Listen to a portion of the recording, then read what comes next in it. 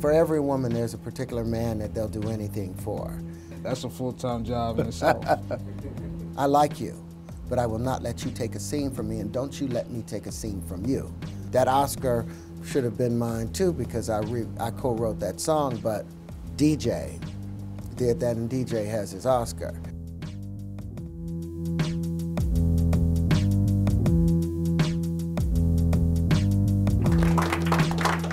Hello everyone, welcome back to the Roundup with Shaheem Reid.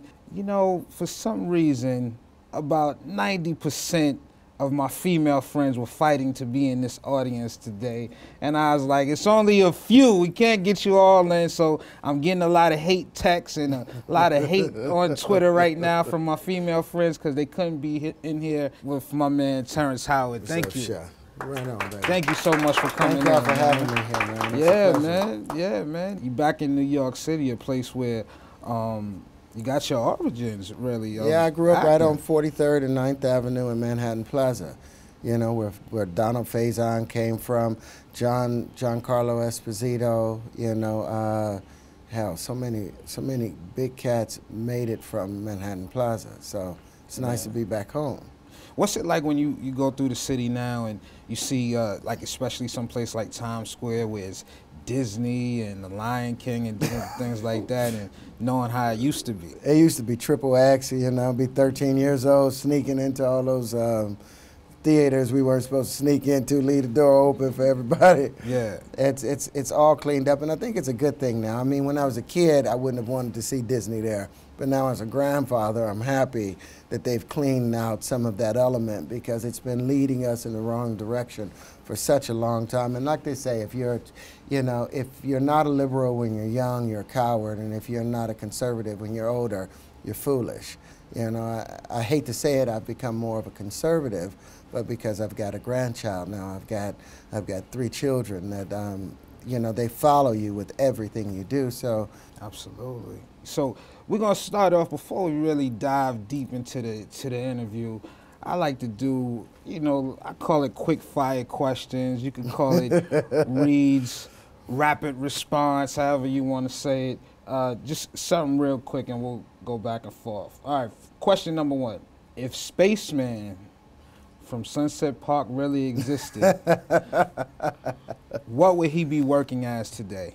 What would be his profession? He'd probably be trying to escape from prison right now. That's a full-time job in itself. What is a rap song you still know all the words to? Rakim, you know, Paid in Full. Wow. You know. So I'm gonna put you on the spot. Give me your favorite line from Paid in Full. Thinking of a master plan, because ain't nothing but sweat inside my hands, so I dig into my pocket, all my money is spent, so I dig deeper, still coming up with lint, so I start my mission, leave my residence, think of how can I get some dead presidents, you know. That's perfect right there, man. I can't remember the beginning, damn. God, Rakim. So, throughout your career, of course, you work with some of the great actors, but you work with a lot of great MCs. Segueing off of that, you work with 50 Cent, yeah, Outkast, Fredro from Onyx was in Sunset Park. Yeah. 3 6 Mafia, of course. Yeah, with Hustle and Flow. Yeah. Who's the best rapper actor? Will Smith. Will Smith, there you go. Okay, he got us with that one. All right, now this one is totally off the cuff. Favorite part of the female anatomy? The feet. The feet? Feet. Now I gotta ask you, I know this is rapid response, but I gotta ask you. No, the feet tells you a lot about a woman, the type of shoes she wears, how she takes care of her feet, and you gotta remember every part of the body is connected to the feet. You know, like Al Bundy was a smart man, because in touching a woman's foot, you actually bypass her mind and you reach her heart immediately. Yeah. I saw you do a little bit of that in The Best Man at the very end when you was... We're about to do Best Man 2 now. I saw that. Yeah, I saw that. Everybody's coming back together. It's going to be hot. And you just did a love scene with Oprah Winfrey. I would have been whispering in her ear like, yo, I got something you want to invest in, baby. Nah, Not just that. but for Oprah to do that scene with me, to become so vulnerable and to have an intimate moment with me, she invested in me, you know, because there's a lot of people that want to pierce that veil of who Oprah, the entrepreneur, is, but they forget about Oprah, the woman. She's know. cold as an actress. You know, she came in She's beautiful. with that color purple and Powerful, but to see that vulnerable side of her, you know, for every woman there's a particular man that they'll do anything for. To reach that place with her, you know, it says a lot. There's a lot of trust involved, and I think it was one of my most memorable experiences in this Hollywood business. had to be. So Dead Man Down, it's in theaters now, and you play. This is one of your most ruthless roles, man. Yeah, I play a cat named Alphonse, you know, who's, you know, he really romanticizes the idea of the gangsters. You know, they live by this code. You know, you don't kill the innocent, you don't kill women and children, you know, and you don't kill cops. Well, Alphonse breaks all these rules. And as a result of it, he knows that there's no way he's going to achieve what he needs. And therefore, he goes on this self-destructive mission to bring down the person that's brought this to him. And he realizes in the process that he's responsible. He created his own Frankenstein that's killing him. That's amazing, man. And you have Colin in there, and it's like, you know, what I love about the pairing of you two is like, two great character actors. Like, what's it like doing scenes with him? Well, Colin is, you know, Colin, there's a power to him. I don't know a more honest man. I don't know a more balanced human being that's been through the ups and downs and what he's done. You know, he has a severely autistic child. And watching how he's dealt with that and has grown as a human being and how that's expanded his plethora of choices as an actor. And one of the amazing things about this film, Dead Man Down, is that when people find out the producers, or some of the producers on it, are the World Wrestling Entertainment. What was it like when you were approached? I mean, to play with them, you know, there's this cat Wade that's in the movie. Wade Barrett, yeah, the Wade Continental Barrett, champion right now. Bad boy. With acting, it's not about black eyes or bloody noses. It's life or death. Only one person is going to walk away with that frame. So having the WWE in there and that whole mentality of I am the greatest, that's what I want to be in. And so having that mentality, having Wade in there, man, that's, you're like, this is home for me. I still dig the Iron Sheik. I think he's still the baddest man in wrestling. You know, give him the camel clutch and call it a day. So we're going to do one more quick round of the rapid fire questions. What role do you thank God that you turned down? The part of the devil in Brandon Lee's first movie, in that movie, you know, and that's The Crow? movie in The Crow. Wow. Yeah. I turned that down, and I'm thankful that that happened. What's a role that you passed on that you wish you would have Reconsidered? Perhaps Iron Man at times, but when I look at what I was able to accomplish, I have my own diamond company, we grow diamonds, that I went back and got my doctorate when the Iron Man thing happened. And I know this is quick fire, but I've got to say this. No, take your time. Since everything in the universe moves according to this thing called the wave particle theory, you know, the ups and the downs, the ebb and flow, the highs and lows. Absolutely. Now, oftentimes when we're moving up, we're falling. Now we have a choice. We can keep looking up and fall and hit the valley, or you can turn in the direction that you're going in, gain terminal velocity, reflect off of the things in the valley, and you're going to gain so much inertia that you're going to miss the next down. Now sooner or later you're going to go down, but you reorient yourself.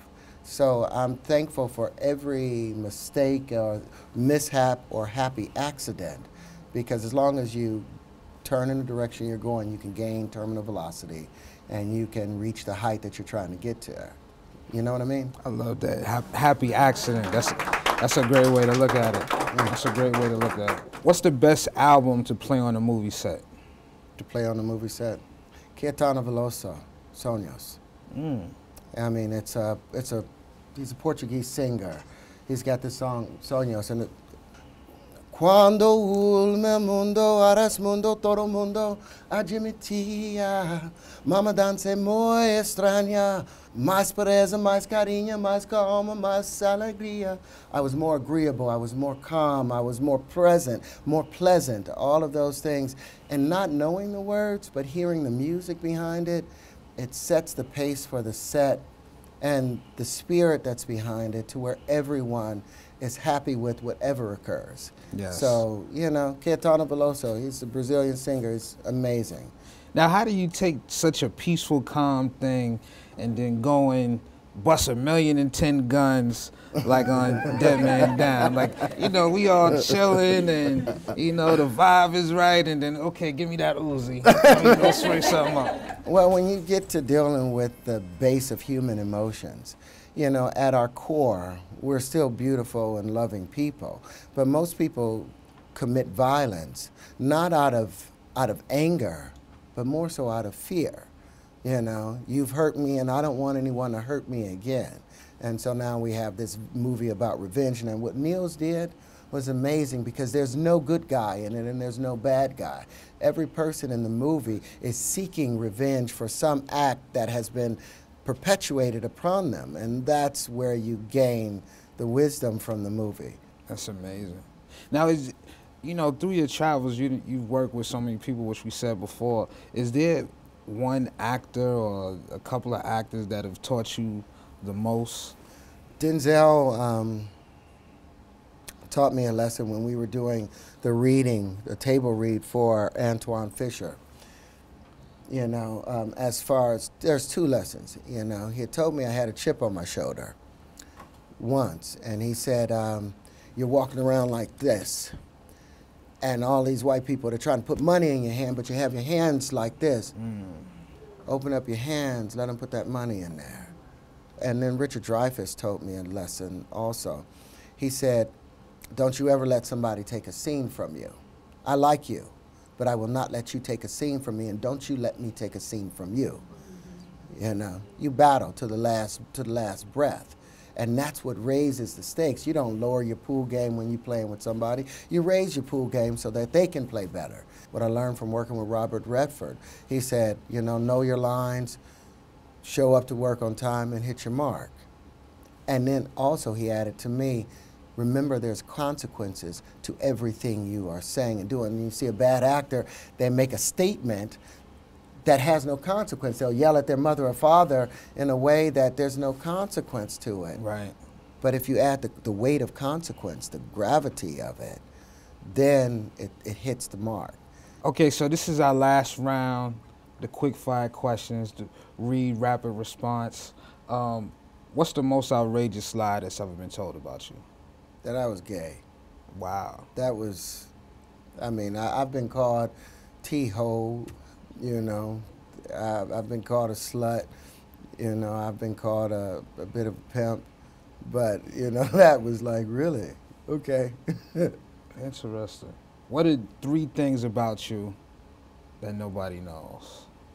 Well, very few people recognize that I have my doctorate in chemical engineering, that play just about any instrument now, and that I'm also a minister. Wow. Is that something that you would get into heavy after acting, or? You don't know how long your life is going to be, and you got to remember that one of the things that Jesus kept saying was most important is this good news of the kingdom must be preached, you know, as a witness to the nations, and then the end will come. So we all have that responsibility in spreading that good news, because God has to be declared righteous. And the only way he can be righteous if he gives everyone an opportunity to grab onto the modern day ark and utilize exercise faith in his means of salvation at present. Absolutely. Will there ever be a sequel to Hustle and Flow? I don't know, man. DJ is in a beautiful place right now. For me to touch DJ again, you know, there would have to be a reason. DJ is something to me. You know, I care about DJ, and I won't bring him out unless, you know, unless he needs to come out and has something to say and can mainstay and have a stick-to-itiveness that he had in the first one that can carry on and not diminish the brand of DJ. That's why in the movie I didn't even put my name on any of the songs. You know, I put DJ, performed by DJ, written by DJ. You know, it's that Oscar should have been mine too because I co-wrote that song, but DJ did that and DJ has his Oscar. You know, I won't mess with DJ unless there's a reason. What kind of chaos are you causing in Best Man 2? Like, you were just stirring the pot so crazy. It's like the first one. It teaches you about community and the camaraderie that's necessary in order to advance as a people. You have to be aware and look out for each other. And a friend, you don't have to ask a friend for something. A friend is going to ask you, do you need it? And those are some of the things you learn in this. But then, you know, it breaks your heart because some of the realities of our world, you know, happen to a couple of the characters. And I think it's going to be better than the first one 100 times over. And lastly, man, just getting away from acting, you being a grandfather, that's amazing, man. Like, you know, you're still very young. And 44, man. I'll be 44 on March 11th. You know, when you have a grandchild, when you have a child, you realize the possibility of being immortal. I see my mother, who's no longer with us, in my grandchild. I see my daughter in my grandchild. I see myself in my grandchild. So when you become a grandfather, a grandparent, you realize you are truly eternal, you know, that you don't die, you know, so you enjoy this ride a little longer. That's amazing. I know she's going to be playing that piano and yeah, she's going to be bad. She's going to be bad. She's a beautiful little monster. That's amazing. Well, yeah. And now we have some quick questions from our audience. First of all, much respect for your entire body of work. One of my favorite movies is Crash. And the question I have for you is, there are a lot of social messages that were in that movie. For those who are not socially conscious and aware, may brought to light some troubling things concerning our country. Since that time to your current movie, we have a black president. Do you think that message is still relevant? And if so, is any of it translated in your new movie, being that it deals with the subject matter of revenge? One of the things that Crash pointed on was the fact that every character in the movie had some form of prejudice within them. And being forced to deal with your own demons. Crash didn't answer any of the questions. It asked a lot of questions. I think what my movie now with Neil's was what he was trying to accomplish in the big studio Hollywood way of the big explosions was to say that these questions, this is a particular answer about revenge, whether it's beneficial or whether it's futile. Oftentimes, anytime I've taken revenge in my own hands, even against my brother or something, I've been forced to say I'm sorry. And once we recognize that everyone that we're dealing with is our brother and sister, it's easier just to say sorry from the start and move on with your life. Hi, amazing, just amazing hearing all your advice, but I also like the idea of giving advice to young people. A lot of young people want to be actors and actresses. They watch TV, reality TV, and think that that's, you know, the choice that they want to make. What advice do you have? What are the realities, and what advice do you have for a lot of the young people that are just watching movies and saying, that's me, that's going to be me, I'm next? The advice I have for young actors, they have to recognize, ask themselves why they want to be an actor and get to the core root, because there's a lot of compromises and consequences that come with taking this particular job. You know, you have personality conflicts later on in life. You have identity crisis. You know, you'll also have an ego problem. You go on your own little personal ego trip. That has to happen, and you have to know if you have something to contribute. Like me, I became an actor because I wanted my mother's attention. I didn't realize that until my mother had passed away, because I kind of lost my passion for acting, and I realized what I was supposed to be, you know, was an engineer. You know, and then now I'm moving back into that place. So you have to know why you're doing it and make sure you're able to commit 100%, because there's been times when I've been totally broke. Before I did Hustle and Flow, I had lived in my garage for 2 years, literally with no running water inside of there. You know, there was some hard times that may occur, and you have to know why you're doing it. Hi, you played a lot of different characters with a lot of different passions and perspectives, but which character do you see yourself getting along with the most in real life? The character I would like to get along with the most was I played Nelson Mandela in this film called Winnie with Jennifer Hudson. It hasn't been released yet. When Nelson was circumcised, there's a ritual within the South African community. A group of young men lined up, and an elder will come by with a machete, and he cuts your foreskin. And at that moment, you have to say, "Ndiandoda," which means, "I am a man." I don't know, at 16, I would have let somebody circumcise me. And Nelson always regretted, because all the other boys that he was circumcised with next to him, they said "Ndiandoda" right when it happened. Now, he expressed that the rest of his life in everything he did, but I wish that I could be more like that young man, you know? So this has been, man, one of my most amazing discussions in my career, man. The legendary Terrence Howard, Dead Man Down is out right now. You gotta go see it a couple of times. You know, it's a lot of action in there. It's revenge. It's a hell of a story. Congratulations on all your success with your career, but you know, most importantly, congratulations with your family and that grandchild who's gonna be whatever she wants to be. Thank you so much, brother.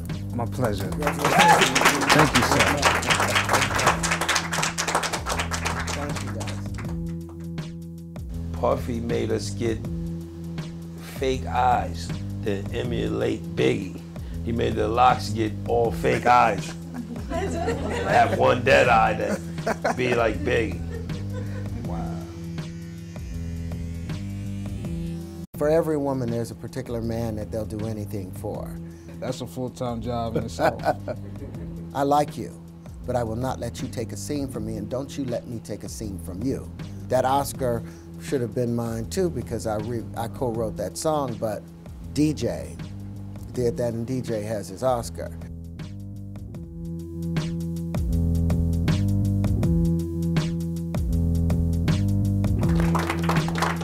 Hello, everyone. Welcome back to the round. You know, I'll be 13 years old, sneaking into all those theaters we weren't supposed to sneak into, leave the door open for everybody. Yeah. It's all cleaned up, and I think it's a good thing now. I mean, when I was a kid, I wouldn't have wanted to see Disney there. But now as a grandfather, I'm happy that they've cleaned out some of that element, because it's been leading us in the wrong direction for such a long time. And like they say, if you're not a liberal when you're young, you're a coward, and if you're not a conservative when you're older, you're foolish.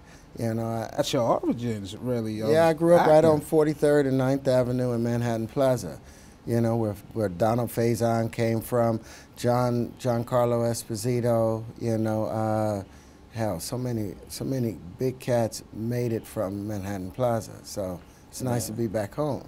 What's it like when you go through the city now and you see, like, especially someplace like Times Square where it's Disney and the Lion King and different things like that, and knowing how it used to be? It used to be triple X. I hate to say it, I've become more of a conservative, but because I've got a grandchild now, I've got 3 children that you know, they follow you with everything you do. So absolutely. So we're gonna start off, before we really dive deep into the interview. I like to do, you know, I call it quick fire questions. You can call it reads, rapid response, however you want to say it. Just something real quick, and we'll go back and forth. All right, question number 1. If stuck with Shaheem Reid, you know, for some reason, about 90% of my female friends were fighting to be in this audience today. And I was like, it's only a few. We can't get you all in. So I'm getting a lot of hate texts and a lot of hate on Twitter right now from my female friends, because they couldn't be in here with my man Terrence Howard. Thank you. Right on, baby. Thank you so much for coming in. Thank y'all for having me here, man. Yeah, man. Yeah, man. You back in New York City, a place where you got